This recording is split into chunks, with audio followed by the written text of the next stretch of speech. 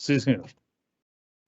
Bueno, entonces lo primero que tenemos que tener en cuenta acerca de una empresa es que, por una parte, como lo indicó el doctor Jairo, las empresas funcionan de dos maneras.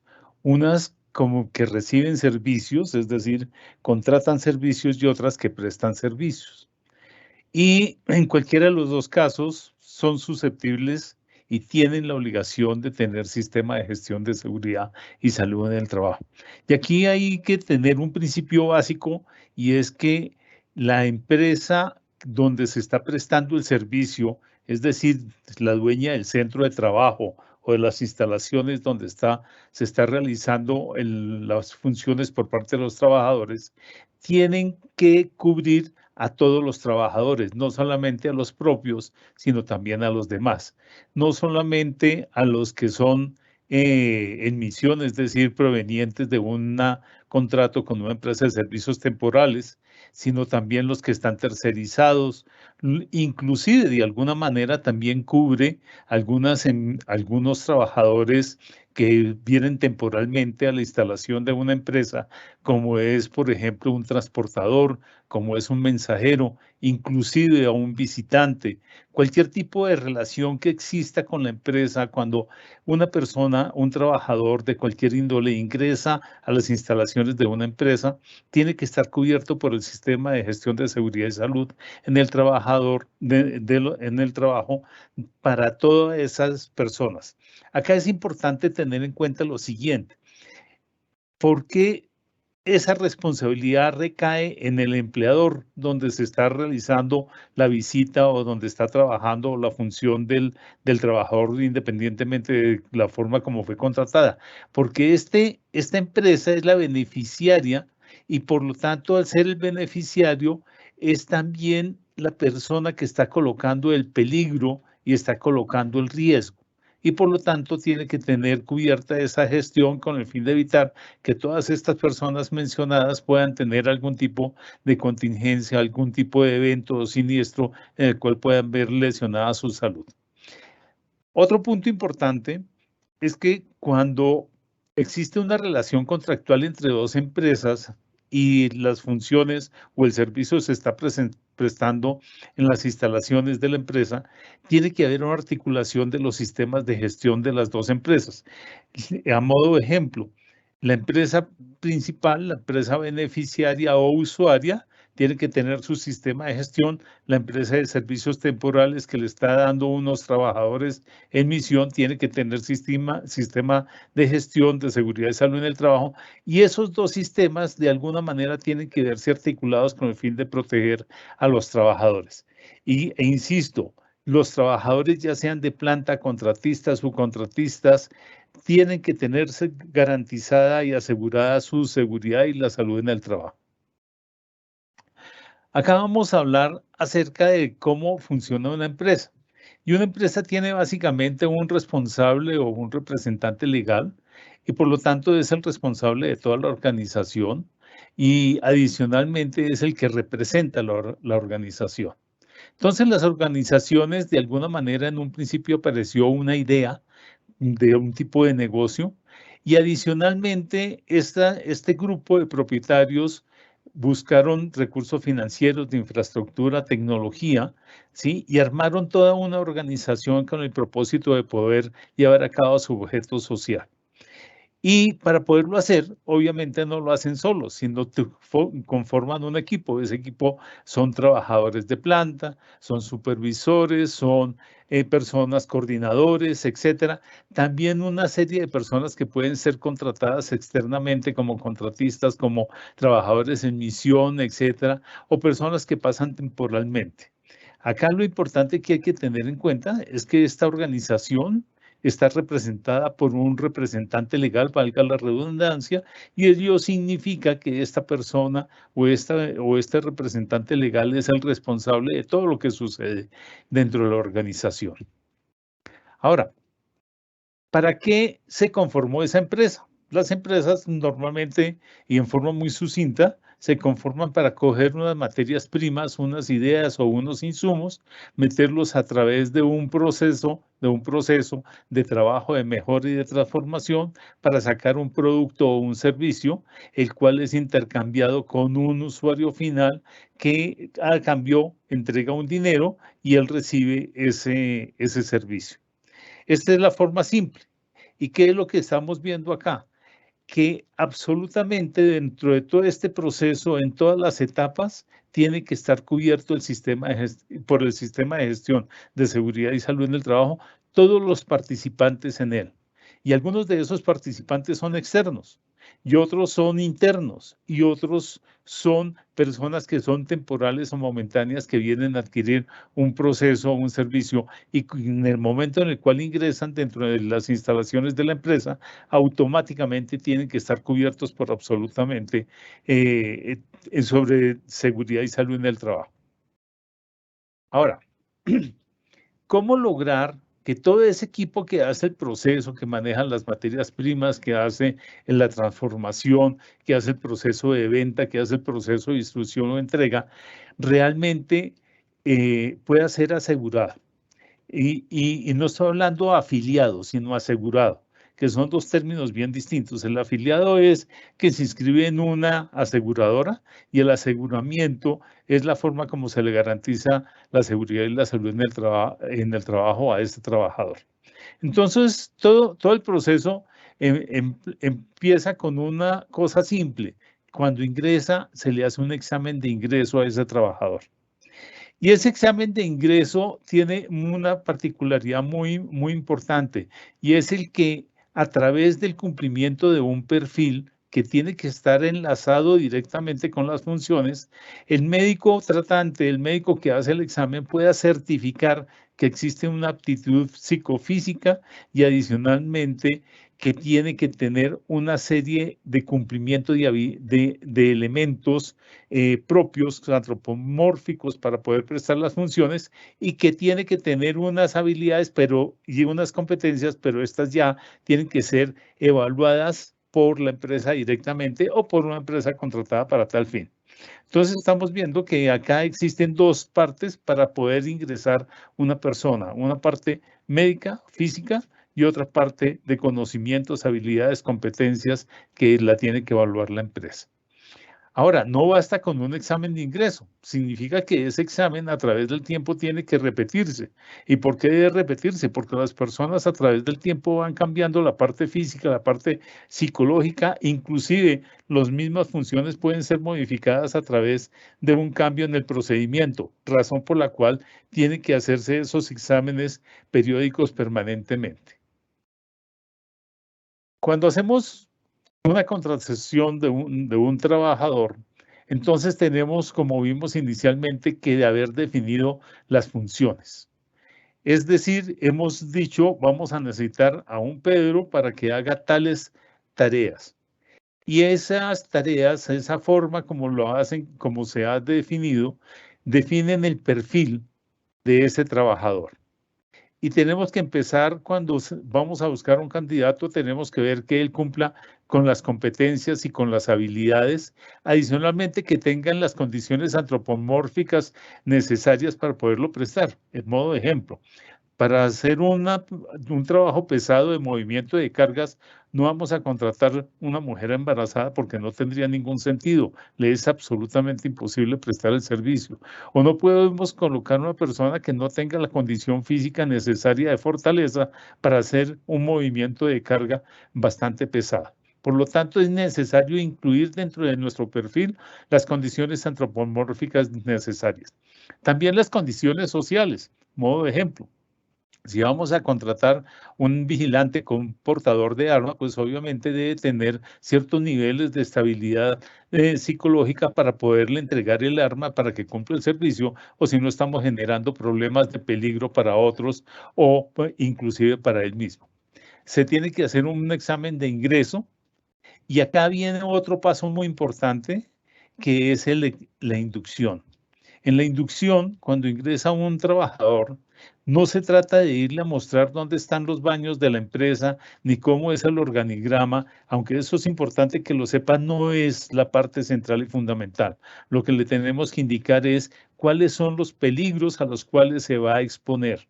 Es decir, si nuestra empresa es de transporte, sabemos que le tenemos que informar a esa persona que existe un riesgo de que pueda sufrir un accidente. Hay que ponerlo en contexto y hay que indicarle cuáles son los peligros que está enfrentando al prestar el servicio con la empresa.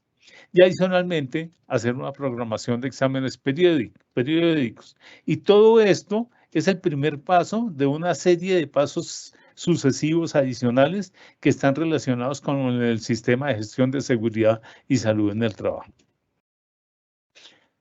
Acá cuando hablamos de cómo asegurar, de cómo cumplir el sistema de gestión, tenemos varias cosas. Primero, que existe una obligación de cumplir con una matriz legal. La matriz legal tiene que ver con el tipo de empresa, con el objeto social de la empresa. No todas las empresas tienen que cumplir las mismas normas. Hay algunas empresas que cumplen solamente normas generales. Estamos hablando ahí como ejemplo del 1072. Algunas normas especiales que tiene que cumplir debido al tipo de negocio. Por ejemplo, la 4272 que tiene que ver con trabajo de alto riesgo. También tiene que cumplir normas específicas, por ejemplo, una empresa que además debe trabajar en postes, trabaja en el sector eléctrico, entonces tiene que cumplir unas normas específicas que tienen que ver con el sector eléctrico. Y algunas empresas inclusive tienen que cumplir con normas particulares.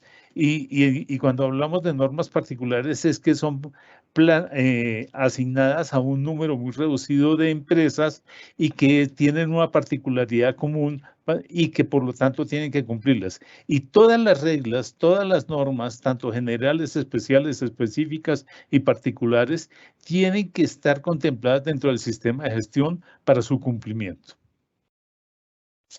Vamos a colocar un ejemplo. Y cuando hablamos en este ejemplo, vamos a hablar de un vigilante.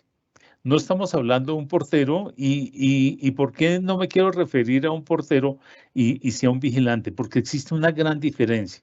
El vigilante tiene una serie de funciones que tienen que ver con garantizar la seguridad.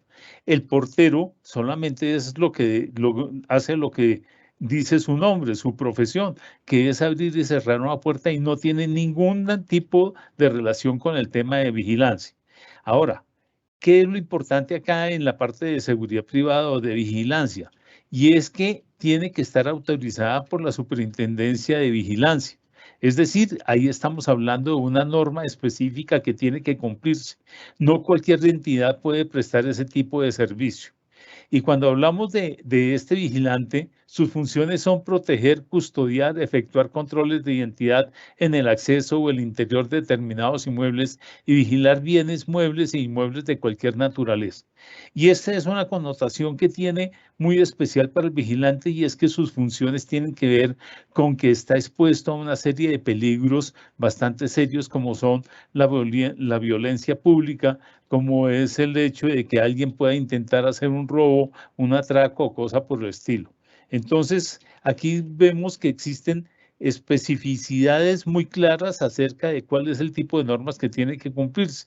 Y eso significa que como es un tipo de empresa que tiene una autorización específica, ese es el primer paso que se debe tener en cuenta para poder hacer el sistema de gestión y es parte de las obligaciones para poder estar habilitado a prestar ese servicio.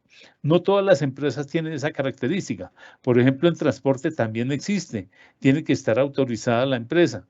Pero hay algunas otras empresas que no tienen ese tipo de necesidad o de exposición y no los obliga a tener un cumplimiento de autorización previo. Ahora, vamos a hablar acerca de este tipo de garantías de autorización.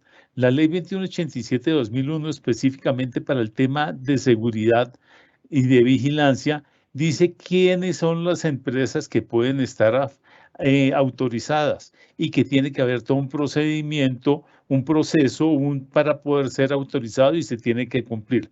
De resto, sería hacer o realizar un objeto social, una actividad económica que le es prohibida hasta que no tenga la autorización necesaria previamente.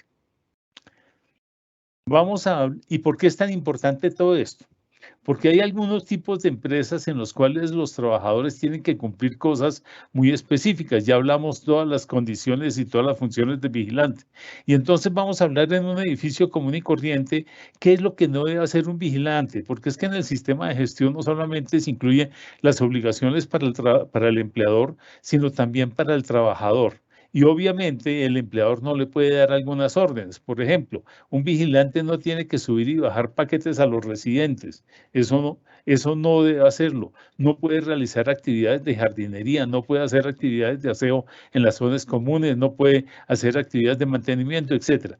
Ahora, ¿por qué es tan importante tener en cuenta esto? Porque si a un vigilante lo colocan, por ejemplo, a hacer jardinería y se corta, obviamente vamos a empezar a hablar de un tema que se llama la responsabilidad del empleador, porque lo puso a hacer algo para lo que no estaba contratado, para el cual en ese trabajo ese vigilante no está preparado, no tiene la habilidad, no tiene la competencia y por lo tanto su exposición a los peligros y a los riesgos es mucho mayor y la posibilidad que sufra un accidente aumenta drásticamente.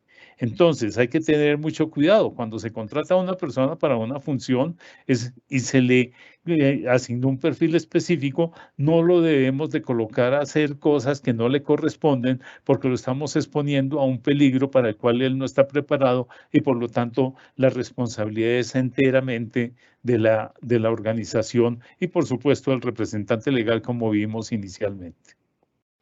Las empresas en su generalidad, y es necesario tener en cuenta que se clasifican por el tipo de riesgo, y este tipo de riesgo tiene que ver con una parte fundamental que es la actividad económica. En el decreto 1607 de 2002 se establece la clasificación de las actividades, del riesgo para cada tipo o para cada clase de actividad económica. Es así que todas las clases de riesgo son del 1 al 5, empezando por riesgo mínimo, riesgo bajo, riesgo medio y riesgo máximo. Ahora, aunque es necesario saber en qué riesgo, dependiendo de la actividad económica, es muy importante también tener en cuenta que las prestaciones, tanto económicas como asistenciales para el trabajador que le suministra la administradora de riesgos laborales son iguales. Es decir, por pertenecer a la clase o al nivel de riesgo 1, no significa que tenga una prestación asistencial diferente al del riesgo 5 o que la prestación económica sea distinta. El valor de la incapacidad es exactamente igual porque es igual al salario que está devengando, no hay ninguna diferencia en eso, no lo mandan a una mejor clínica, no lo mandan a una peor clínica, no le colocan más médicos o menos médicos. Todas las prestaciones económicas y asistenciales para el trabajador son exactamente iguales independientemente. Ahora, entonces uno se pregunta, ¿para qué sirve esta clasificación? Esta clasificación tiene que ver única y exclusivamente para poder saber cuál es la tasa que se tiene que pagar sobre el salario a la ARL. Es decir, las empresas que tienen un riesgo menor, pues obviamente van a pagar una tasa menor y las de riesgo alto, un riesgo mayor. ¿Eso qué significa? Que una empresa que se dedica, que solamente tiene tareas de administración, pues paga un valor muy pequeño sobre el salario, mientras que una clase riesgo 5 como una constructora, obviamente tiene que pagar mucho más. Ahora, ¿cómo funciona el tema en forma macro, en forma muy grande, acerca de las responsabilidades de la empresa y la ARL sobre seguridad y salud en el trabajo? Acá hay unas empresas, acá hay unas características simples que son capacitar al Comité Paritario o Vigía de Seguridad y Salud en el Trabajo y al COPAS, ¿sí? Y cuando yo dije hace un instante que son simples y básicas, no quiere decir que sean poco importantes, sino todo lo contrario. Es de lo más importante dentro de toda la organización. Cuando hablamos del comité paritario, o el vigía, es decir, el COPAS, estamos hablando de un grupo de personas que está conformado por los trabajadores más representantes de la empresa que tienen como función el vigilar y encontrar la existencia de peligros. Es decir, es un arma, una herramienta fundamental para que la empresa pueda conocer cuáles son los peligros a los que se está exponiendo. Y acá uno dice, pero realmente cuando se forma la empresa se saben todos los peligros. Pues resulta que no es así, porque los peligros pueden evolucionar, como dijimos casi que en las primeras diapositivas, a medida que pasa el tiempo, a medida que cambian los equipos, cambia la maquinaria, cambia la infraestructura, cambia las personas, también se van modificando ese tipo de existencia de peligros y por lo tanto la empresa los tiene que conocer. Otro punto muy importante es que las ARL tienen que brindarle asesoría y asistencia técnica a sus empresas y trabajadores afiliados, pero no solamente a ellos, sino también tiene que capacitar el COPAS.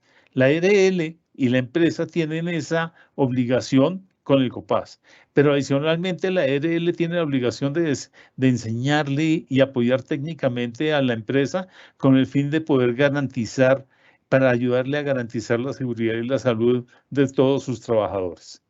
Adicionalmente, las ARL tienen una vigilancia delegada. Entonces, las ARL, cuando hacen recomendaciones, están funcionando como un brazo del Ministerio de Trabajo y por lo tanto esas recomendaciones son de obligatorio cumplimiento. Obviamente, cuando una ARL llegara a colocar una recomendación que es absolutamente ilógica, obviamente que la empresa se puede oponer, pero tiene que oponerse, no simplemente puede dejar de cumplirlo. Lo que estamos viendo acá es que hay una serie de entidades que están trabajando en pos de la seguridad y la salud en el trabajo, pero ojo, la más importante y la que tiene toda la responsabilidad y la que es la dueña del peligro y por lo tanto del riesgo es la empresa. Y por lo tanto es la que tiene que garantizar la seguridad y la salud en el trabajador. La EDL le ayuda, la capacita, ¿sí? Le hace recomendaciones, pero no es la responsable de realizar ese trabajo, esa garantía de la seguridad y la salud en el trabajo. Vamos aquí, ya después de haber hablado acerca de ese tema de responsabilidades, el tipo de peligros y de riesgos, entramos en un tema que es el sistema de gestión de seguridad y salud en el trabajo. Acá no les voy a detallar qué es el sistema de gestión de seguridad y salud en el trabajo. Nos vamos a ir a un tema mucho más general y es empezar para qué sirve. Entonces, la aplicación de este sistema de gestión tiene un solo propósito, que es el de prevenir la siniestralidad, es decir, evitar los accidentes de trabajo y las enfermedades laborales y, por lo menos, si llegaran a suceder, al menos disminuir la severidad de ellos. ¿Qué significa eso? Cuando existe un siniestro, es posible que la consecuencia del mismo sea una simple cortadura o simplemente un golpe que no pase a mayores o puede llegar inclusive hasta la muerte. Entonces, lo que intenta el sistema de gestión es que mediante la gestión del riesgo pueda disminuir el que exista el evento, pero adicionalmente, no solamente que no exista el evento, es que si llegara a suceder, pudiera disminuir esa gravedad del mismo. Este sistema de gestión tiene una serie de puntos útiles para la empresa. Primero que todo, está haciendo una mejora del ambiente de trabajo, está creando un mejor bienestar en el mundo laboral. Adicionalmente, como dijimos hace un instante, disminuye la accidentalidad, es decir, disminuye las lesiones que puedan existir.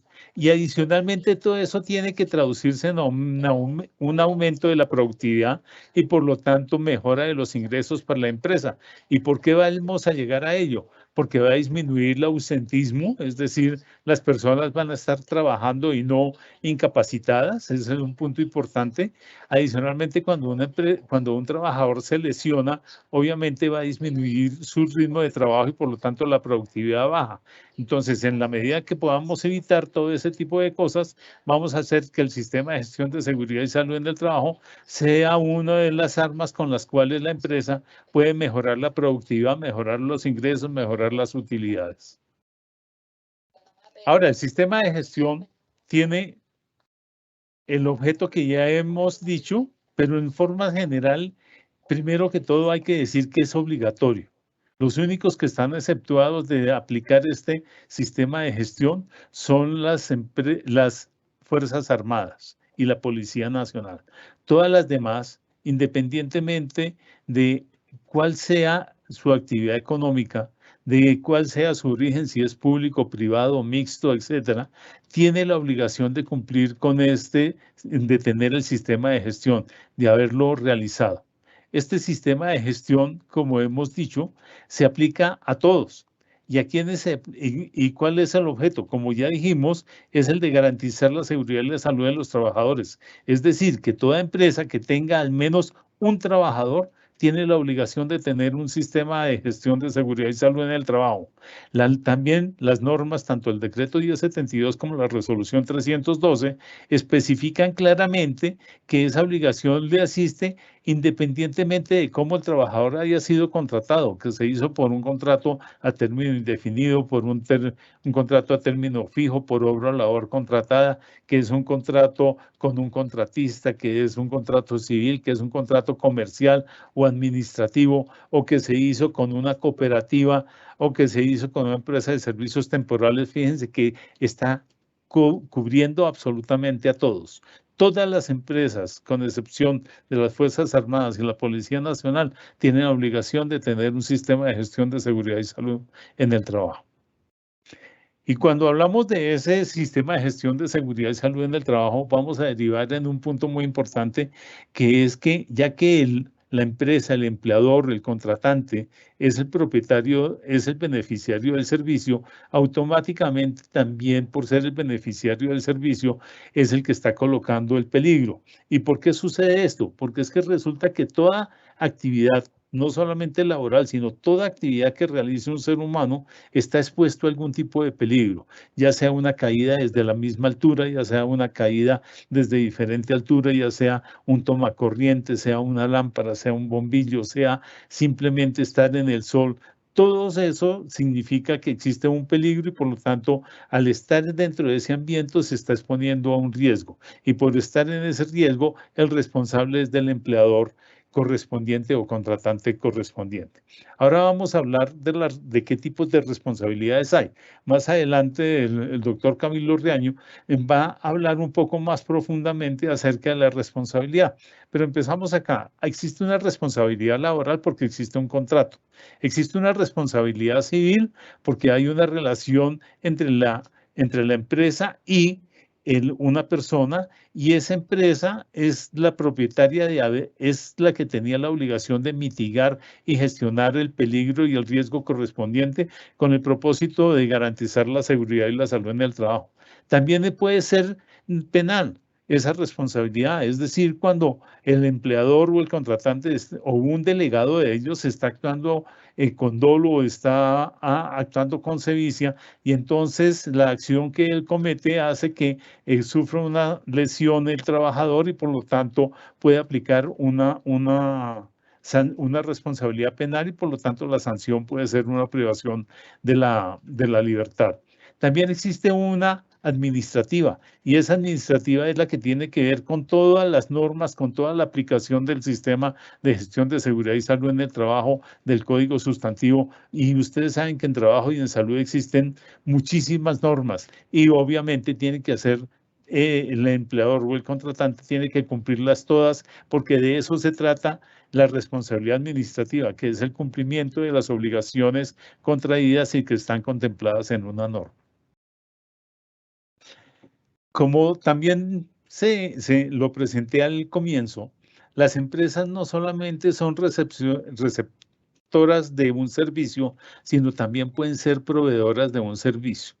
Es decir, podemos tener una empresa de servicios temporales que entrega trabajadores en misión.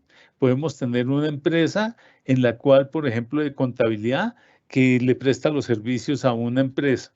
Y esa contabilidad es una empresa en sí misma, razón por la cual hay que tener en cuenta que todas las empresas pueden ser en algún momento proveedor. ¿Y por qué es importante tener en cuenta esto?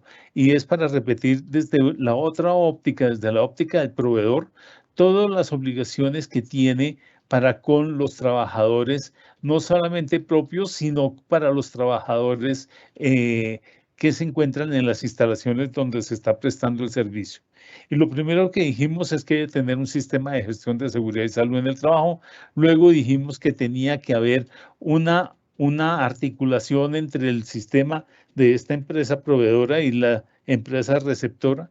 Adicionalmente, también hemos dicho que existe la obligación por parte de la empresa receptora de cubrir todos los trabajadores independientemente de la forma como fue contratado. Y entonces estamos hablando acá que se crea una cadena de valor en el proceso laboral y por lo tanto le atañe el cumplir el sistema de gestión de seguridad y salud del trabajo y además tiene que existir coordinación entre ellos. Pero acá viene una tarea muy importante y es que las empresas que son receptoras del servicio tienen que vigilar, es decir, tienen que supervisar, tienen que preguntar, tienen que verificar que el proveedor está cumpliendo con las obligaciones.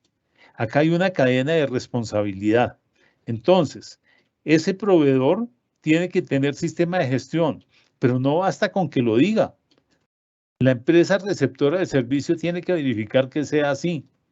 La empresa proveedora tiene que afiliar a sus trabajadores. La empresa receptora tiene que vigilar que efectivamente el proveedor los haya afiliado. La empresa receptora de servicio tiene que exigir que ese proveedor realice exámenes periódicos, que adicionalmente tenga un programa epidemiológico, que adicionalmente haga una auditoría del sistema de gestión, que adicionalmente haga todo un proceso de mejora año a año. Es decir, el la empresa receptora de los servicios, tiene que hacer supervisión, no tiene que ejecutar las tareas, ojo, pero sí tiene que vigilar que el proveedor las cumpla. Finalmente, vamos a hablar un poquito acerca de las accidentalidad. Todo lo que hemos dicho hasta acá es con el fin de evitar estas cifras que estoy mostrando en este momento. Pero estas cifras existen porque definitivamente se presentan los accidentes, se presentan los siniestros. Y el sistema de gestión no los puede eliminar, pero sí los puede disminuir. Y la intención de la empresa es poderlos mantener a raya, mitigarlos y hacer que la severidad sea la menor posible. Acá nos encontrábamos que la cantidad de accidentes calificados, tenemos que en el 2019 había una cantidad que era mayor, por ejemplo, en todo el nivel nacional, fueron 617.000 y en el año 2020 cayó a 449.000. Y acá podría alguien decir rápidamente, oiga, disminuyeron. Sí, disminuyeron, pero las razones no son porque el sistema de gestión esté funcionando mucho mejor, sino porque tuvimos una pandemia, tuvimos que salir menos cantidad de tiempo a trabajar, muchas empresas estuvieron cerradas y por lo tanto esa siniestralidad disminuyó. En el 2021 siguió pasando exactamente lo mismo, está disminuida versus al 2019. Y en el 2022, estas cifras están hasta febrero 28 del 2022. Estamos hablando que en 2 meses hay 80.000 accidentes. Si nosotros eso lo multiplicáramos por 6, que es la cantidad de bimestres que tiene el año, estaríamos hablando de que subiría a 480.000 aproximadamente. Y mostraría que existe una posible tendencia a la disminución, pero no pasa de ahí, sino como una posible tendencia. Luego tenemos que de esos accidentes calificados, hay unos accidentes que son mortales. Y acá tenemos que el sector de minas y canteras es el que en el año 2021, a pesar de estar un poco restringido, no totalmente, pero sí un poco restringido, tuvo el pico más alto de accidentes mortales con 102. En el año 2022 lleva 7 hasta febrero. Ustedes han escuchado noticias, han subido muchísimo, han habido muchos accidentes en minas de carbón, etcétera, en algunos departamentos del país. Eso quiere decir que la tendencia no está tan bien como quisiéramos. Lo vamos a ver gráficamente. Acá tenemos los accidentes calificados. En la línea azul con cifras azules tenemos el año 2019. En la línea verde con cifras con fondo verde tenemos el año 2021.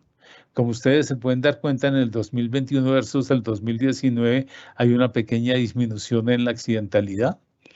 Y en la parte de accidentes de trabajo mortales calificados, que también sigue lo mismo, el año 2019 es la línea azul, fueron un poco más altos que lo que ha representado la línea verde en algunos sectores. Pero hay sectores que tradicionalmente eran bastante bajos y volvieron a subir en este momento, por ejemplo, como son administración pública, servicios comunitarios, servicios sociales, etcétera.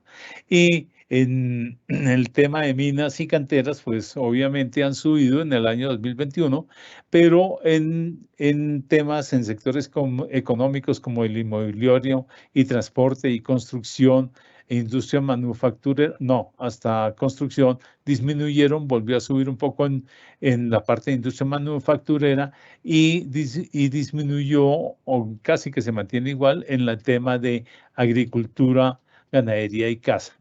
En comercio tuvo una reducción importante.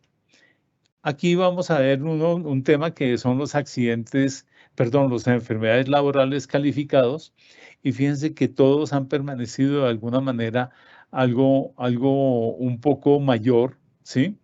Del año 2021 respecto al 22. Estamos comparando las mismas líneas que son la línea verde, que es el 2021, la línea azul, que es el 2019. Y tenemos un pico impresionante que es el sector de salud, el sector económico de salud, clínicas, hospitales, etcétera, donde por obvias razones a raíz de la pandemia, esas cifras crecieron impresionantemente en los años 2020 y 2021. Ahora, vamos a ver, después de haber visto para qué sirve el sistema de gestión, las normas que hay con ellos, la accidentalidad, etcétera, cómo funciona dentro del ministerio o cuál es la participación del ministerio. En prevención, inspección, vigilancia y control tenemos dos funciones fundamentales, una que es la prevención y la otra que es la acción correctiva.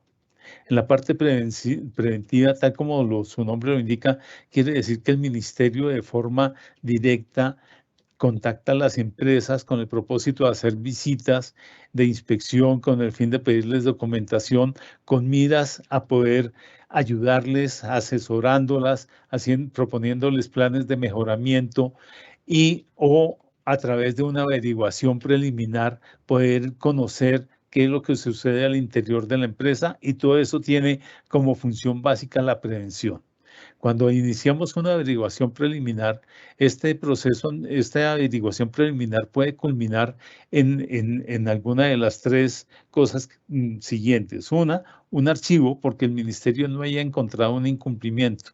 Un plan de mejora porque haya considerado que hay unos incumplimientos, ya sea que hayan sucedido o simplemente con el hecho de mejorar y de prever situaciones en las cuales se pueda presentar un siniestro y entonces genera un plan de mejora. O puede encontrarse que efectivamente hay un incumplimiento de alguna gravedad y entonces el ministerio abre un proceso administrativo sancionatorio que no pasa de ser sino la apertura de unos cargos. Y en ese caso, pues se vuelve una parte correctiva. Y la parte correctiva funciona a través de, obviamente, también de buscar conocimiento, etcétera, y esa parte correctiva termina en un fallo. Esos fallos pueden tener como consecuencia la existencia de una multa, es decir, una sanción pecuniaria.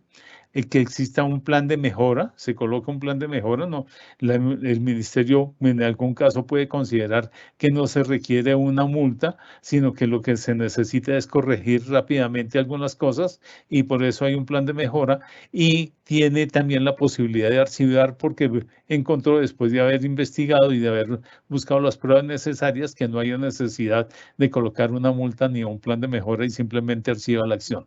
Fíjense que los puntos verdes son los que tienen que ver con la parte preventiva y que junto con los azules. Esos dos colores están mostrando todas las actividades y eso quiere decir que el Ministerio de Trabajo, antes que tener una acción punitiva o correctiva, tiene o sancionatoria, tiene acciones de mejoramiento y acciones de prevención. Mi conferencia termina acá.